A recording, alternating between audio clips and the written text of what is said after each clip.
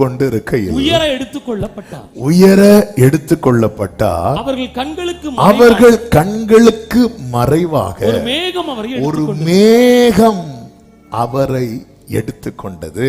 அவர் போகிற போது அவர்கள் வானத்தை அண்ணாந்து பார்த்து கொண்டிருக்கையில் இதோ வெண்மையான வஸ்திரம் தரித்தவர்கள் 2 பேர் அவர்கள் அருகே நின்று, கலிலேயராகிய மனுஷரே, ஏன் வானத்தை அண்ணாந்து பார்த்து நிற்கிறீர்கள்? உங்களிடத்தில் நின்று வானத்துக்கு எடுத்துக்கொள்ளப்பட்ட இந்த இயேசுவானவர் எப்படி உங்கள் கண்களுக்கு முன்னாக வானத்துக்கு எழுந்தருளி போனாரோ அப்படியே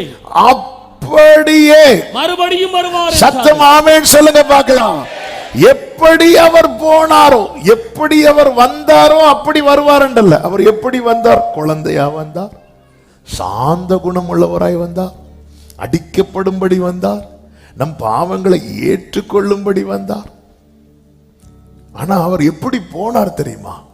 எல்லாவற்றையும் ஜெயித்து வல்லமை நிறைந்தவராய், அதிகாரமுடையவராய்.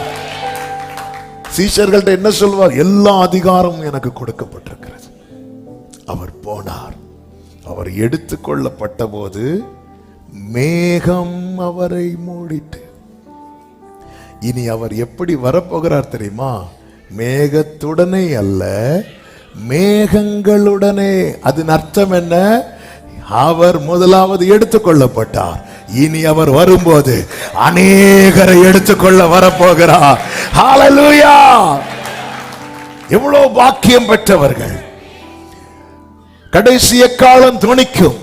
அப்பொழுது கிறிஸ்துவுக்குள் மரித்தவர்கள் முதலாவது எழுந்திருப்பார்கள். பின்பு உயிரோடு இருக்கிற நாமும் அவரோடு கூட எடுத்துக்கொள்ளப்படுவோம்.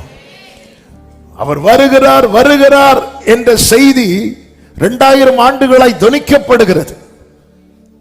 2000 ஆண்டுகளாய் தொனிக்கப்படுகிறது.